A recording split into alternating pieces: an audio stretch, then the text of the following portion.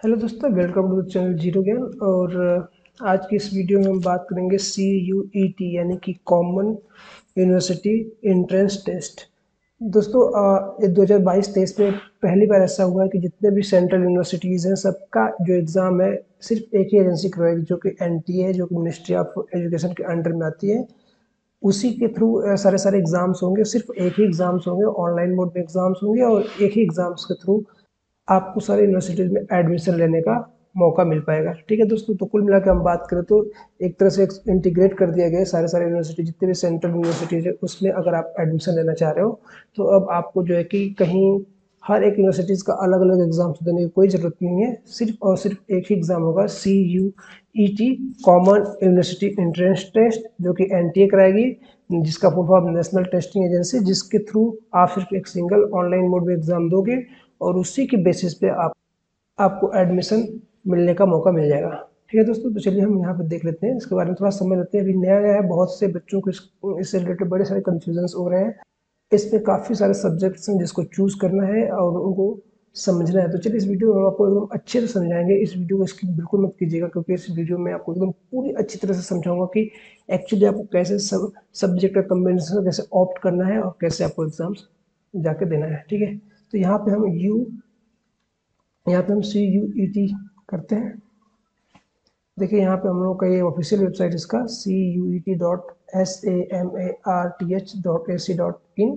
ठीक है, इस पर क्लिक कर देते हैं। तो ये है दोस्तों CUET का जो है कि ऑफिशियल वेबसाइट है। देखिए मिनिस्ट्री ऑफ हायर एजुकेशन का लोगो मिनिस्ट्री ऑफ एजुकेशन कंट्री में आता है। यहाँ पे दोस्तों देखिए कुछ पब्लिक नोटिस है, इस नोटिस को भी हम अच्छे से समझेंगे। बेसिकली समझेंगे जो सब्जेक्ट वाइज जो दिया गया है ना, इसमें तीन तीन टाइप का सब्जेक्ट दिया गया है, उसके बारे में हम अच्छे से समझ लेंगे। सबसे पहले हम नेशनल टेस्टिंग एजेंसी के बारे में देख लेते हैं कि है क्या एक्चुअली। तो नेशनल टेस्टिंग एजेंसी बेसिकली क्या है, गवर्नमेंट ऑफ इंडिया के थ्रू मिनिस्ट्री ऑफ एजुकेशन के एक नेशनल टेस्टिंग एजेंसी, जो कि एकदम आइसोलेट है, सबसे अलग है, बिल्कुल इंडिपेंडेंट टेस्टिंग एजेंसी है, जो कि यूनिवर्सिटी के जितने एग्जाम्स है ये कंडक्ट करवाएगी अपने अंडर में। तो हमको बेसिकली जितने भी सब्जेक्ट्स हैं उसके बारे में समझना है, जो कि हम यहाँ पे देखते हैं। यहाँ पे देखिए पब्लिक नोटिस आया हुआ है यहाँ पे, इस पे हम क्लिक करेंगे तो हमको सारी चीज़ समझने को मिलेगा। ठीक, तो देखो दोस्तों, यहाँ पे हमको पूरा डिटेल में समझना है और बहुत अच्छे से इस वीडियो को देखिएगा, क्योंकि अगर आप अच्छे से देख समझेंगे तो आपको शायद ही समझ नहीं आएगा। ठीक है, तो चलिए इसको हम अच्छे से समझ लेते हैं।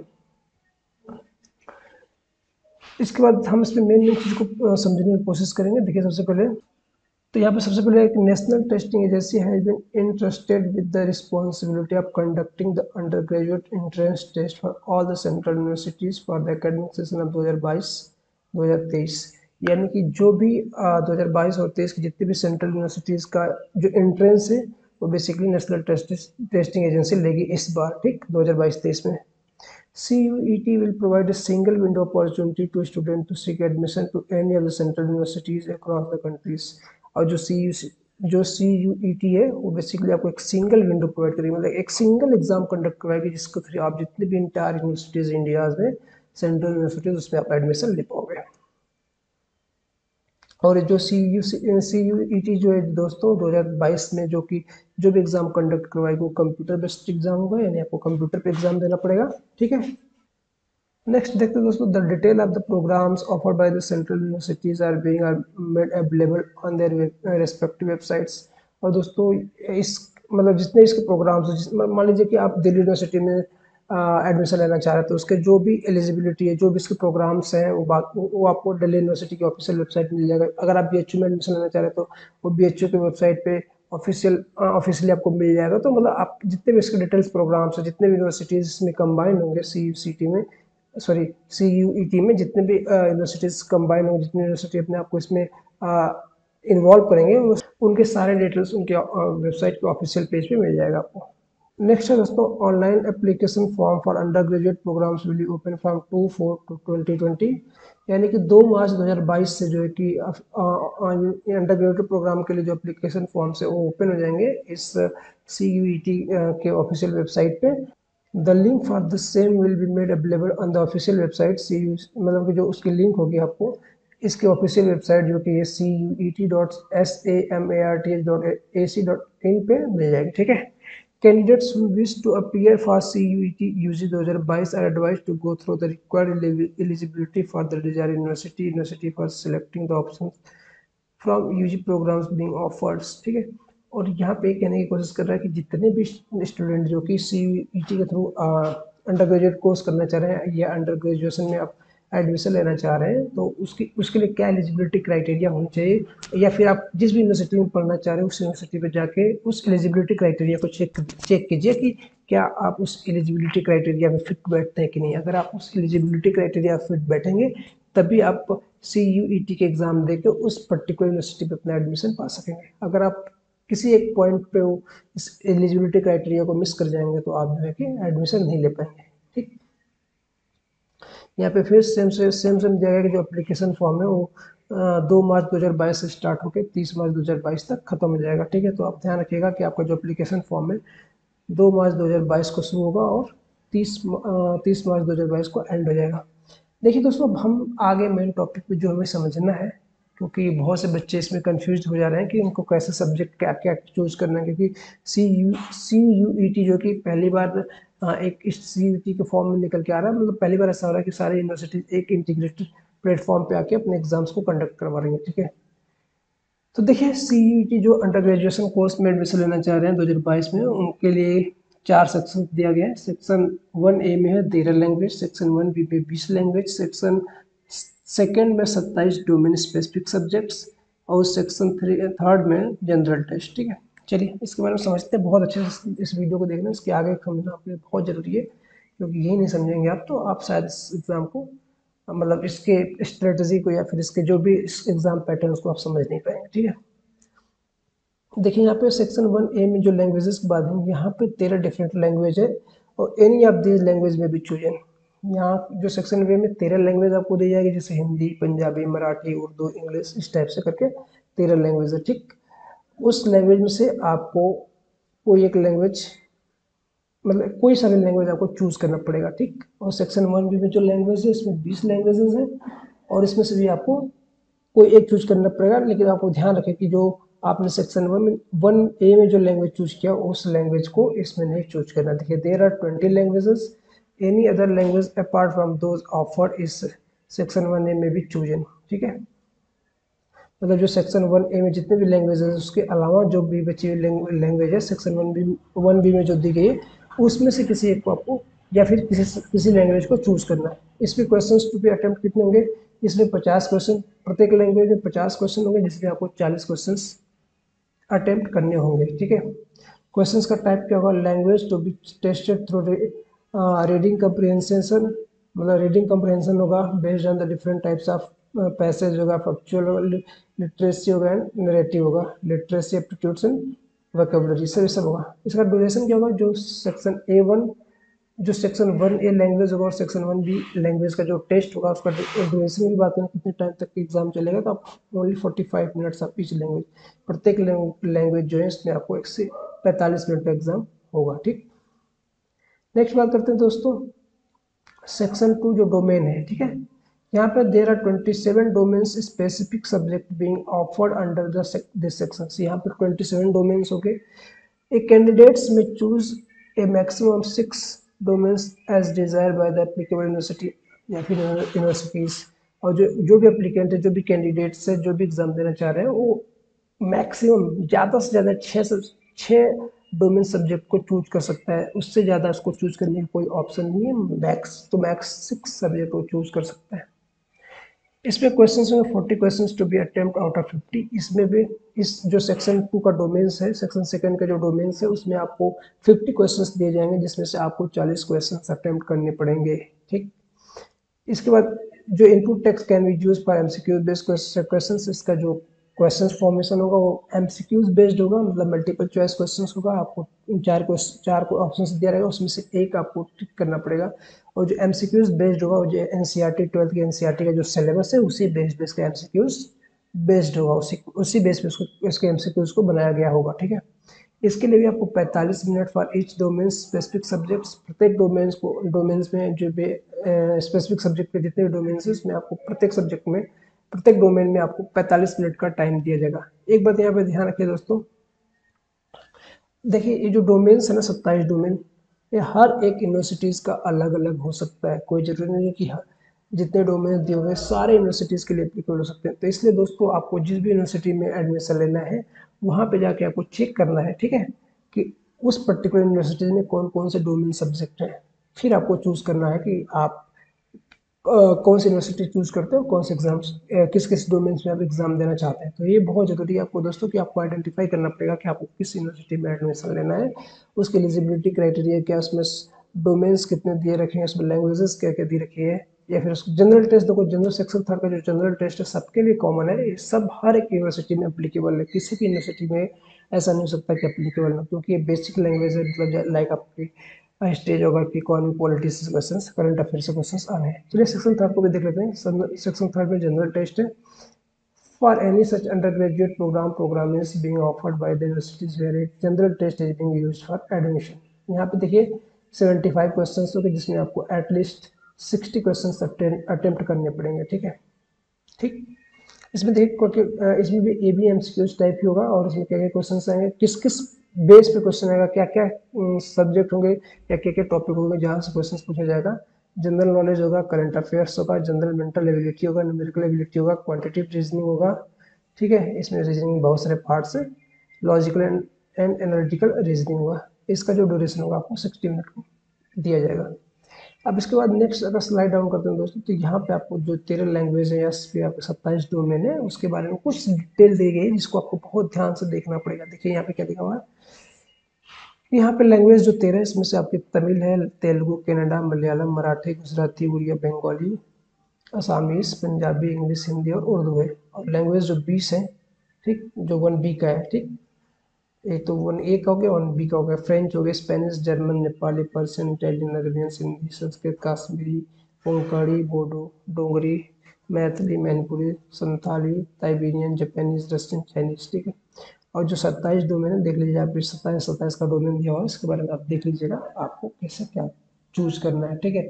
बहुत सारे इसमें है, जैसे कंप्यूटर साइंस हो गया, ज्योग्राफी हो गया, इन्वायरमेंटल साइंस हो गया, है ना। इसके बाद देखिए पेंटिंग हो गया, ड्रामा हो गया, म्यूजिक हो गया, सब कुछ है इसमें। आप अपने चॉइस के हिसाब से या अपने डिज़ायर के हिसाब से चूज कर लीजिए कि आपको कौन सा सब्जेक्ट इस डोमेन, जो स्पेसिफिक डोमेन है या डोमेन स्पेसिफिक जो 27 सब्जेक्ट है इसमें से आपको क्या चूज करना है। जो डोमेन में आपको at least max to max 6 domain ही चूज करना है। एक इंपॉर्टेंट चीज़ यहाँ पे बताई गई दोस्तों, यहाँ पे ये जो पॉइंट है ये बहुत ही इंपॉर्टेंट है, इसको बड़े ध्यान से देखिएगा आप, क्योंकि बहुत जरूरी है इसको समझ पाना, अदरवाइज बहुत दिक्कत जाएगी आपके लिए, ठीक। देखिए क्या लिखा हुआ है, A candidate can choose a maximum of 3 languages from section 1A and section 1B taken together। अगर हम सेक्शन 1A या फिर 1B की बात करें तो उसमें से आपको max to max 3 languages choose कर सकते हैं, ठीक। जो कि आपके सेक्शन 1 है, सेक्शन 1B का दिखाया गया, ठीक है। ये देखिए, एक मिनट हम आपको दिखा देते हैं, जिसमें 13 था, 20 था, जो कि यहाँ पे है। लैंग्वेज 13 है और ये 20, इन दोनों को मिला के आप मैक्स टू मैक्स 3 लैंग्वेज ही चूज कर सकते हैं, इससे ज़्यादा नहीं, ठीक। अगर हम बात करें दोस्तों, यहाँ पे एक चीज़ और बताया गया कि मान लीजिए कि आपको ये जो डोमेन स्पेसिफिक सब्जेक्ट 27 है इसमें से भी एक सब्जेक्ट पसंद आ रहा है, तो आप उसको भी तीसरी, जो इसमें से 3 सब्जेक्ट चूज करना था ना, तो इसमें से आप 2 चूज करके एक इसमें से भी एज ए लैंग्वेज फॉर्म में सिलेक्ट कर सकते हैं, ठीक है। कहने का मतलब 2 अगर आप इसमें से चूज कर लिए तो एक आपको होगा कि आप इसमें से चूज कर लीजिए। और जैसा कि आपने पहले ही पढ़ा होगा कि इसमें से आप मैक्स जो डोमेन स्पेसिफिक सब्जेक्ट है इसमें से आप max to max 6 subject choose कर सकते थे। तो जब आप इसमें से एक, इसमें से एक और इसमें से एक चूज कर लिए, तब इसमें से बचा कितना, 5 ही तो बचा ना। टोटल आपको 9 एग्जाम्स होने हैं, 9 फॉर्म्स के एग्जाम होने हैं। 3 तो आपके लैंग्वेजेस एग्जाम होंगे, 6 आपके मैक्स टू मैक्स ए होंगे, एक ए होगा। वैसे ही तो 3, 6, 9, 1, 10 हो गए, है ना।